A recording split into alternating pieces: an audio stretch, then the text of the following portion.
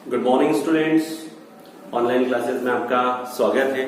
और जैसा कि आप सभी को मालूम है कि हम जो इसके आगे के वीडियो थे उसमें हमने फर्स्ट चैप्टर जो था हमारा non trading organisation, non profit organisations के बारे में हमने पूरा डिटेल में अध्ययन किया है कि उन जो ऑर्गेनाइजेशंस हैं उनका क्या वर्क है, वो किस तरह से अपने खाते मेंटेन करते हैं, किस पद्धति से अपने खाते बनाते हैं और किन किन पद्धतियों द्वारा खाते रखते हैं। हमने उसके अंतर्गत प्राप्ति भुगतान खाता, आय व्यय खाता, बैलेंस शीट आदि का अध्ययन किया था। तो आज हम 12 अकाउंट्स का सेकंड चैप्टर स्टार्ट करने वाले हैं और सेकंड चैप्टर जो है वो काफी मोस्ट इंपॉर्टेंट क्वेश्चन है। आप सभी को इसको काफी ध्यान से देखना है क्योंकि ये एक बेसिक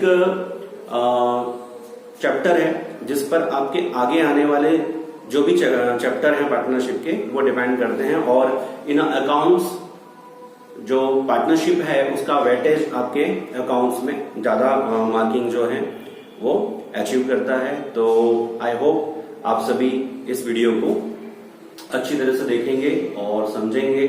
और आज हम जो आपका सेकंड चैप्टर है आपका accounting of partnership firms fundamental, यानी आपकी जो साझेदारी है उसके जो आपके सिद्धांत हैं, सामान्य सिद्धांत हैं, उनके बारे में हम इसका अध्ययन करेंगे कि साझेदारी क्या होती है, what is partnership, what is partnership deed, his characteristics है ना, हिज ऑब्जेक्ट्स और हिज कैपिटल, अलग अलग चीजों का हम इसमें विस्तृत अध्ययन करेंगे। और मैं चाहता हूं कि आप जब भी प्रैक्टिकल स्टार्ट करें सबसे पहले आपको थ्योरेटिकल नॉलेज होना चाहिए क्योंकि विदाउट थ्योरेटिकल नॉलेज आप प्रैक्टिकल नहीं कर सकते हैं। इसलिए आज हम इसके कुछ महत्वपूर्ण क्वेश्चंस को यहां पर समझेंगे और आप इन महत्वपूर्ण क्वेश्चंस को अच्छी तरह से याद कर लें।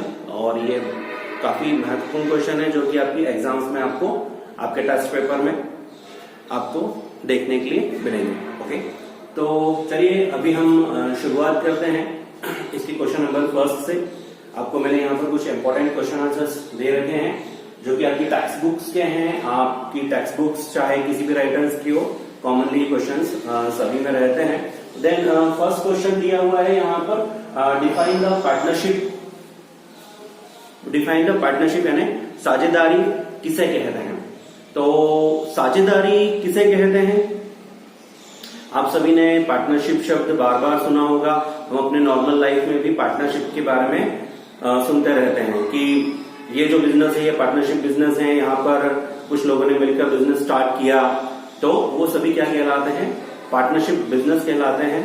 और कुछ हमारे यहाँ पर शहरों में या कस्बों में जो सिंगल प्रोप्राइटरशिप होती है यानी एक व्यक्ति द्वारा किया गया जो व्यापार होता है वो एकांकी व्यापार होता है। पर जब हमारा व्यापार 2 या 2 से अधिक व्यक्तियों के द्वारा चलाया जाता है या ऐसे व्यक्ति जो कि एक ही प्रकार के बिजनेस को चलाने के लिए अपनी सहमति व्यक्त करते हैं, उसे हम साझेदारी व्यापार कहते हैं। साझेदारी 2 या 2 से अधिक व्यक्तियों का समूह होता है। साझेदारी 2 या 2 से अधिक व्यक्तियों का समूह होता है, यानी जो पार्टनरशिप है उसमें मिनिमम रिक्वायरमेंट हमें 2 पर्सन्स की होती है। देन मैक्सिमम्स जो होते हैं डिपेंड ऑन बिजनेस नेचर्स।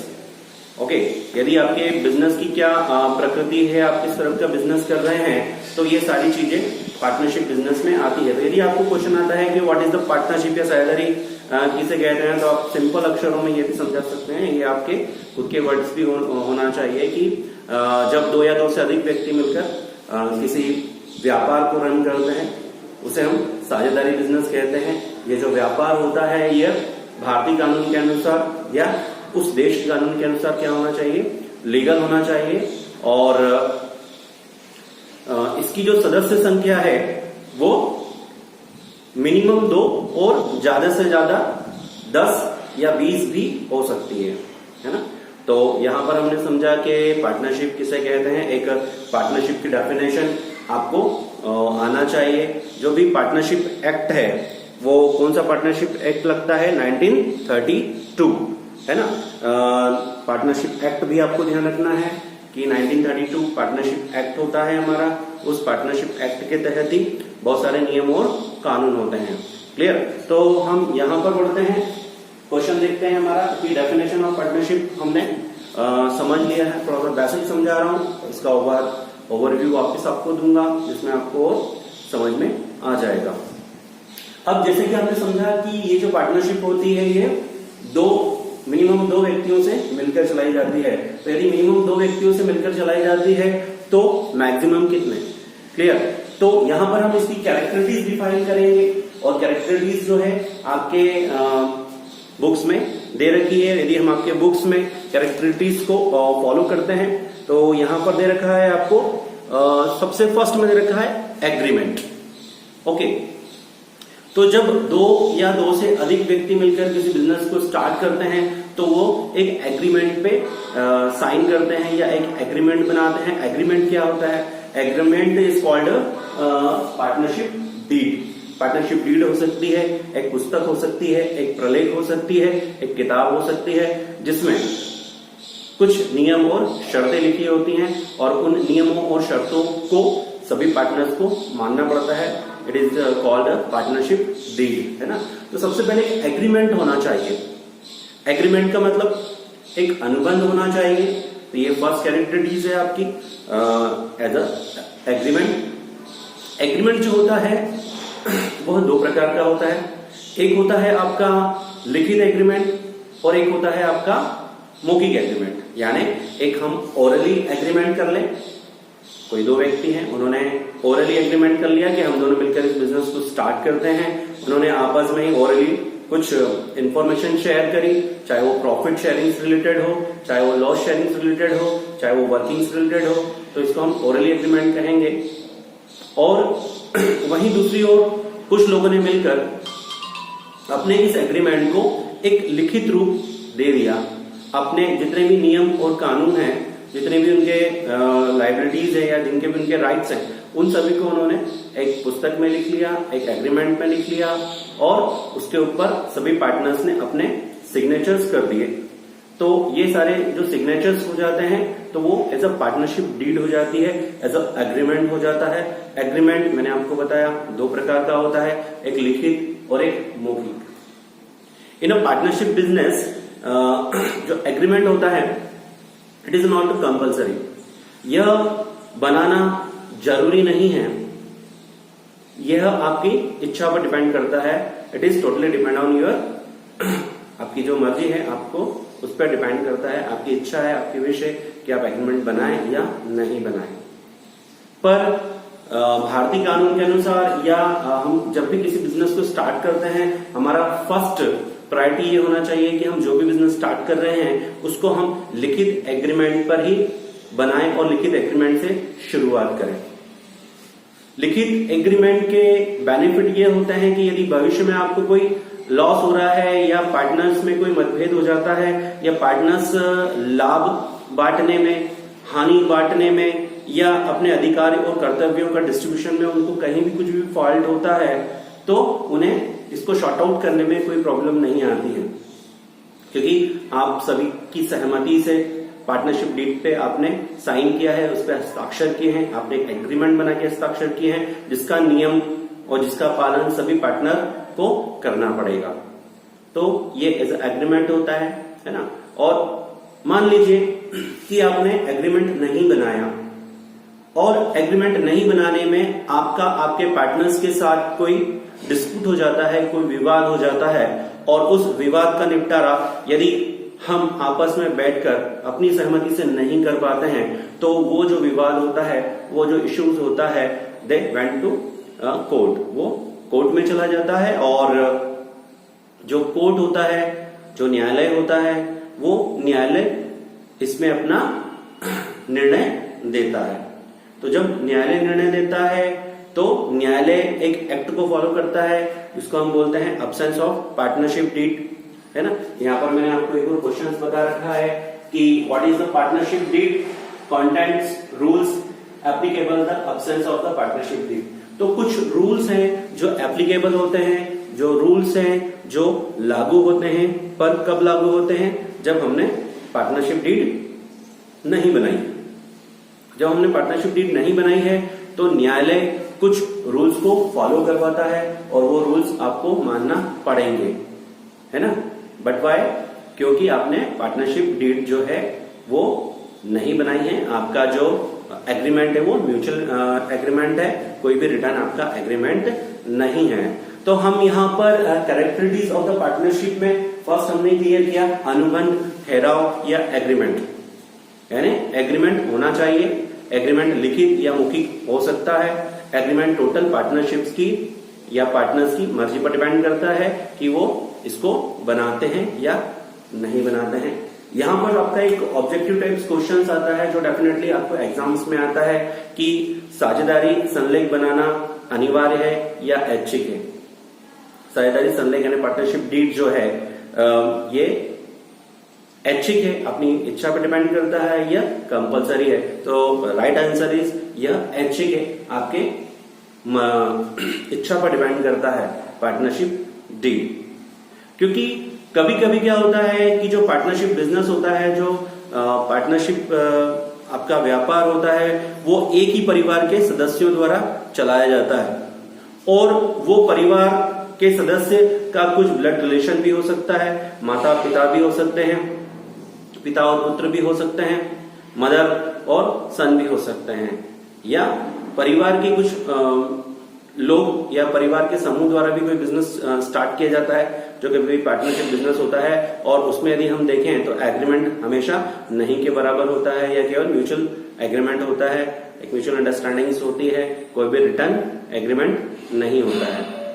तो यहां पर हम ये कह सकते हैं कि जो व्यापार की स्थिति है, व्यापार की दशा है, व्यापार की जो अवस्था है ना, व्यापार का जो नेचर है, नेचर ऑफ बिजनेस, उसके कारण भी आपका एग्रीमेंट लिखित या मौखिक हो सकता है, पर या पार्टनरशिप की इच्छा पर डिपेंड करता है। Clear?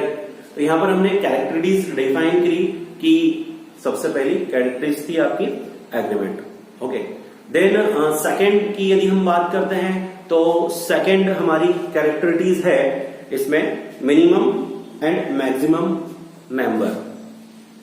Minimum and maximum member, देखिए मिनिमम और मैक्सिमम, यानी जब भी हम कोई पार्टनरशिप बिजनेस स्टार्ट करते हैं तो मैंने आपको बताया कि जो मिनिमम मेंबर है वो ओनली 2 होना चाहिए, और यदि ये 2 में से यदि एक नहीं रहता है तो ये एग्रीमेंट यहाँ पर खत्म हो जाएगा, ये पार्टनरशिप यहाँ पर खत्म हो जाएगी और the partnership business is convert to as a sole proprietorship, है ना। यानी आपका जो साझेदारी बिजनेस है वो पूरा एकांकी व्यापार में कन्वर्ट हो जाएगा। पार्टनरशिप डीड हम इसको खत्म मान सकते हैं क्योंकि आप 2 पार्टनर थे और एक पार्टनर की डेथ हो गई या जो भी टर्म्स कंडीशन के कारण वो अलग हो गया तो पार्टनरशिप बिजनेस खत्म हो जाता है, क्योंकि पार्टनरशिप बिजनेस के लिए आपको 2 पार्टनर्स की जरूरत होती है। अभी हम यहां पर देखते हैं मैक्सिमम पार्टनर।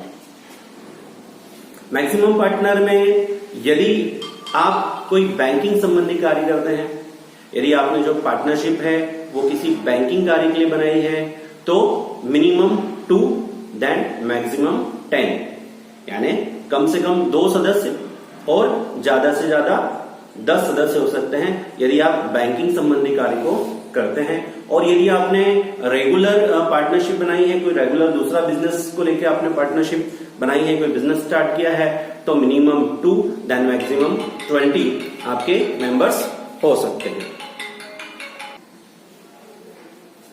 चलिए अब हम यहां पर मिनिमम और maximum requirement of the partners को हम समझ चुके हैं। अब हम यहां पर तीसरी कैरेक्टरिस्टिक्स के ऊपर जाते हैं कि जो आपका पार्टनरशिप बिजनेस है इसमें मोस्ट इंपोर्टेंट पॉइंट आता है लीगल होना चाहिए। जो भी पार्टनर बिजनेस स्टार्ट कर रहे हैं वह वहां के कानून के अनुसार, जैसे हम हिंदुस्तान में रहते हैं, भारत में रहते हैं, तो भारतीय कानून के अनुसार क्या होना चाहिए, वो लीगल होना चाहिए, वैध होना चाहिए। आप ऐसा कोई भी अनैतिक कार्यों के लिए पार्टनरशिप बिजनेस स्टार्ट नहीं कर सकते हैं, पार्टनरशिप बिजनेस नहीं बना सकते हैं। इसको भारतीय कानून के अंतर्गत अवैध घोषित किया गया है। जैसे आप चोरी, डकैती, स्मगलिंग, है ना, इन सभी चीजों के लिए आप पार्टनरशिप बिजनेस को रन नहीं कर सकते हैं। या जो उद्योग गवर्नमेंट के अंडर में है और हम उन उद्योगों को या उसका प्रोडक्शन करने के लिए ऐसा कोई भी पार्टनरशिप बिजनेस नहीं कर सकते हैं। क्लियर? तो जो पार्टनरशिप बिजनेस होना चाहिए वो हमारा लीगल होना चाहिए, वहां के कानून उसको चलाने की अनुमति देता हो, और हमें इस चीज का ध्यान रखना चाहिए कि हमारा जो भी बिजनेस है वो लीगल है ना, और इसमें ऐसे किसी भी कार्य को हम नहीं कर रहे हैं जो कि हमारे भारतीय कानून के द्वारा अवैधानिक घोषित किया गया है। अन्यथा क्या परिणाम होगा, हमारा कानून या हमारा प्रशासन उस तरह के बिजनेस को बंद कर देगा, और जो पार्टनर्स है उनको आगे न्यायालयिक हिरासत में भी जाना पड़ सकता है, या जो भी दंड है उसकी कार्यवाही भारतीय कानून के अनुसार की जा सकती है। क्लियर? ओके, इसके बाद हम नेक्स्ट इसके कैटेगरीज के ऊपर चलते हैं। पूंजी। देखिए क्या होता है कि जो पार्टनरशिप बिजनेस होता है उसमें मैंने आपको बताया मिनिमम 2 और मैक्सिमम 20, या मिनिमम 2 देन मैक्सिमम 100 कैंडिडेट या 10 जो है पार्टनर्स हो सकते हैं। मिनिमम 2, मैक्सिमम 10, मिनिमम 2 और मैक्सिमम 20 पार्टनर्स हो सकते हैं। क्लियर?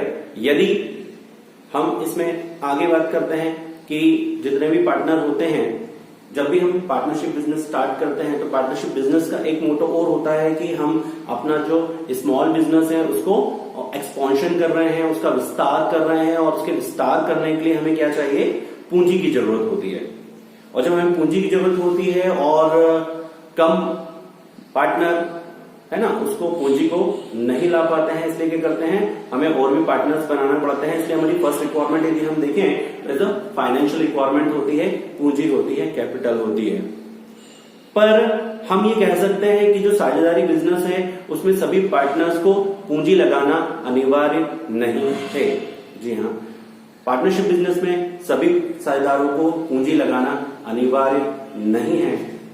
कभी कभी किसी पार्टनर की विशेष योग्यता के कारण, यदि किसी पार्टनर में कोई विशेष योग्यता है और यदि कोई पार्टनर उस बिजनेस को बहुत अच्छी तरह से रन कर सकता है, वो उसका एक्सपांशन कर सकता है और लार्जर प्रॉफिट जो है अर्न कर सकता है, तो कभी कभी उसकी क्वालिटी और उसके एक्सपीरियंस के आधार पर भी हम उस व्यक्ति को पार्टनर्स हमारी फर्म में, हमारे ऑर्गेनाइजेशन में बना सकते हैं। तो हम ये कह सकते हैं कि साझेदारी बिजनेस में सभी साझेदारों को पूंजी लगाना अनिवार्य नहीं है। क्लियर? देखिए यहां पर मैं आपको कुछ simple terms, simple language use कर रहा हूं जो कि आप कैरेक्टरिस्टिक्स में डाल सकते हैं, क्योंकि हमें मिनिमम 5 कैरेक्टरिस्टिक्स इसमें लिखना पड़ती है। आगे हम बढ़ते हैं कि पार्टनरशिप कैरेक्टरिस्टिक्स में, तो देखिए पार्टनर कौन बन सकता है, मोस्ट इंपॉर्टेंट है कि who is the become a partner. Partner कौन बन सकता है? तो फर्स्ट है कि कोई ह्यूमन बॉडी, कोई व्यक्ति या इंसान ही पार्टनर बन सकता है। फर्स्ट रिक्वायरमेंट है ना, कॉर्पोरेट फर्म्स हुए या और दूसरे ऑर्गेनाइजेशंस हुए, उसको हम पार्टनर्स नहीं कर सकते हैं। इंडिविजुअल व्यक्ति को हम पार्टनर्स बना सकते हैं। क्लियर? क्योंकि जो इंसान है उसको भगवान ने सोचने समझने की शक्ति दी है, इसलिए हम इन अ पर्सन हम उसको पार्टनर नियुक्त कर सकते हैं, क्योंकि वो निर्णय ले सकता है, वो भविष्य की योजनाओं के बारे में सोच सकता है, वो भविष्य की प्लानिंग कर सकता है, वो अपने बिजनेस को ग्रोथ कर सकता है, इसलिए हम उसको ही पार्टनर बनाते हैं। पर पार्टनर बनाते समय हमें कुछ विशेष सावधानियों की जरूरत होती है। बिकम अ पार्टनर, आप कौन कौन सी सावधानियों को समझेंगे? तो सबसे पहला, वही व्यक्ति पार्टनर बन सकता हो जो कि स्वस्थ मस्तिष्क का हो। ओके, स्वस्थ मस्तिष्क यानी वो मेंटली फिट हो, है ना, उसमें सोचने समझने की क्षमता हो, वह दिमागी तौर पे पागल नहीं हो, दिवालिया नहीं हो। दिवालिया यानी बैंकरप्ट, ठीक है, इंसॉल्वेंट आप सभी जानते हैं, जो कि अपने ऋणों को चुकाने में समर्थ हुआ हो, न्यायालय द्वारा उसको इंसॉल्वेंट घोषित कर दिया हो। इसको भी हम पिछले के वीडियो में समझ चुके हैं कि इंसॉल्वेंट या दिवालिया कौन सा होता है। तो सबसे पहले वो स्वस्थ मस्तिष्क का होना चाहिए, ठीक है, पागल नहीं होना चाहिए, दिवालिया नहीं होना चाहिए। और एक तीसरी कंडीशन, बहुत इंपॉर्टेंट कंडीशन है कि वह किसी दुश्मन देश का नागरिक नहीं होना चाहिए। दुश्मन देश का नागरिक यानी ऐसा देश जिससे हमारे देश और उसके देश में जो संबंध है वो काफी बिगड़ गए हैं और एज अ वार के ऊपर हमारे दोनों देश खड़े हैं, तो ऐसे देशों को हम दुश्मन देश की श्रेणी में लाते हैं। तो ऐसा देश नहीं होना चाहिए जिससे हमारे व्यापारिक संबंध या सभी संबंध खराब हो, है ना। दुश्मन देश का नागरिक नहीं होना चाहिए। सबसे पहला साझेदार की डेफिनेशन, साझेदार 18 वर्ष का वयस्क व्यक्ति होना चाहिए, स्वस्थ मस्तिष्क वाला व्यक्ति होना चाहिए, पागल नहीं होना चाहिए, कोई दिवालिया व्यक्ति नहीं होना चाहिए और किसी दुश्मन देश का नागरिक नहीं होना चाहिए। क्लियर?